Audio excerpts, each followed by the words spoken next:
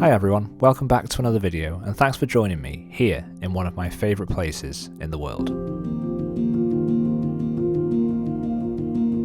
It's been a while since I photographed the coast and the weather forecast today filled me with optimism as I tried to make the most of this beautiful wintry afternoon in late February. Be sure to stick around to the end of this video where unexpected conditions leads to some frantic photography and makes me fall back on one piece of photography advice that has always rung true for me. That piece of advice is something that I'd like to share with you in today's video. Hello everyone, and thank you for joining me today on this beautiful afternoon in February here on the island of Anglesey, just off the coast of North Wales. One of my favourite places in the world, but unfortunately somewhere that I haven't been for a couple of months. The weather here in North Wales has not been the best over this winter, but thankfully today the sun is shining and I've got some ambitions to do some coastal photography because it's something that I've not done for a long time, and I love being by the sea, love being out on the coast, and because of where the sun sets at this time of year, it's right off the west coast of the island, so I'm going to be sticking to that coastline. Hopefully going to find some compositions that include some nice foreground, something like these rocks, just because I want to try and get some compositions that have a little bit of interest. So I'm here on the beach at Aberfraw. That's been the first location. It's a really beautiful place. I've not been here before, but there's another beach a little bit further up that I'll take you to now, because I think there's going to be a few more opportunities there. And as a side note, if you hear any jet noises, it's because there's an RAF base right on this peninsula and there's fighter jets flying over all the time. So apologies if that makes the audio in this video a little bit tricky. It's always cool to see though. So although the beach at Aberfraw wasn't suitable as a sunset location due to the lack of suitable foreground coupled with the distance of the outward tide, there were still photos to be had on the walk back to the car. There was some lovely detail in the sky provided by some ominous looking storm clouds, and the quality of the light contrasting against the dark sky made for photo-worthy scenes. I also really love how the receding tide had left behind a mirror-like surface on the sand. In my opinion, it simplified this scene, creating more of a minimal composition.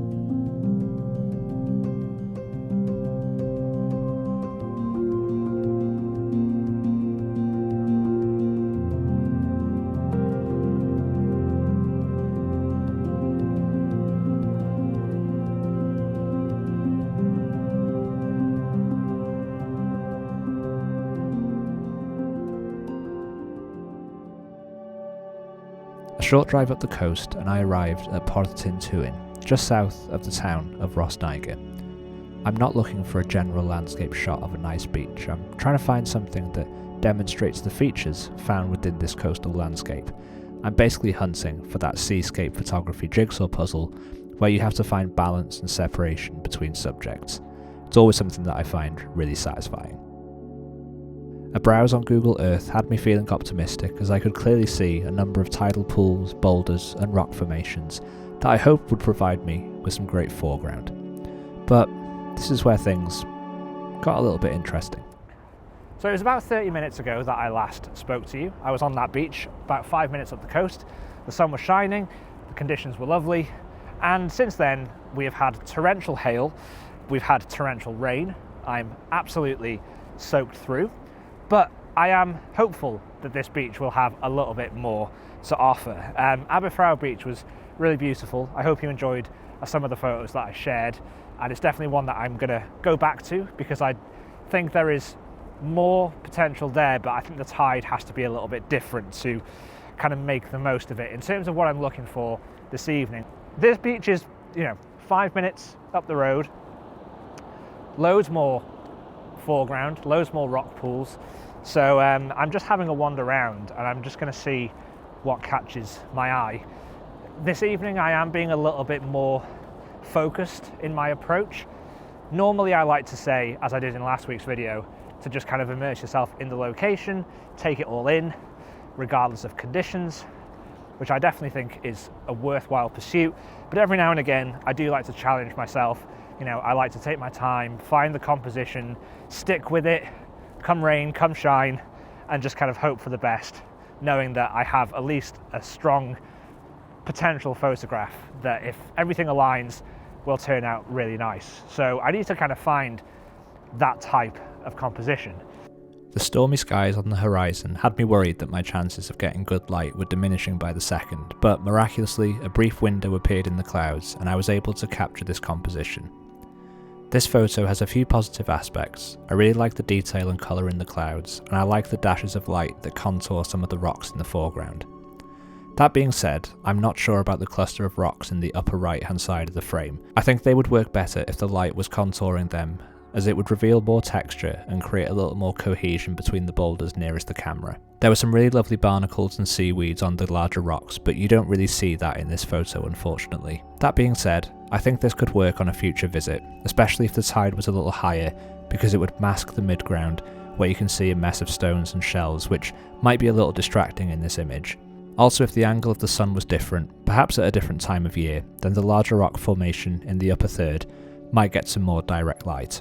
Regardless, I'm happy to have this photograph, and looking at it with this critical eye just means I can refine it further during my next visit.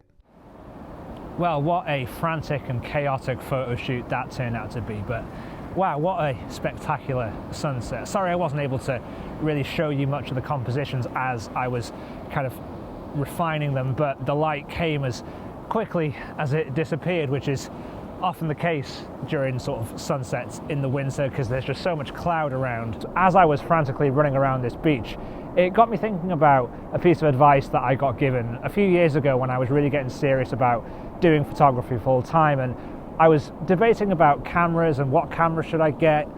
And I think there's a lot of information out there, and there's a lot of advice which is all around, oh, you should get this camera, you should get that camera, you need this many megapixels, or you need this, you know, X, Y, and Z setting. But on evenings like this, the camera, in terms of what the camera is, just isn't important at all. The most important thing is just knowing how to use your camera and configuring your camera to work for you.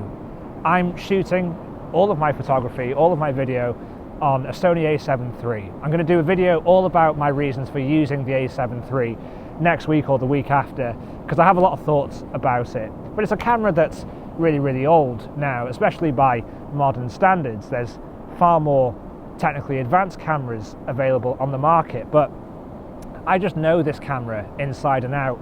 On evenings like this where it's frantic and there's just no opportunity to really think, I need to be utilizing muscle memory and just knowing the ins and outs of my camera, the menus, my custom buttons, and that's what's going to lead to good, photographs at the end of the day. It's not going to be about how many megapixels you have or what kind of sensor you have.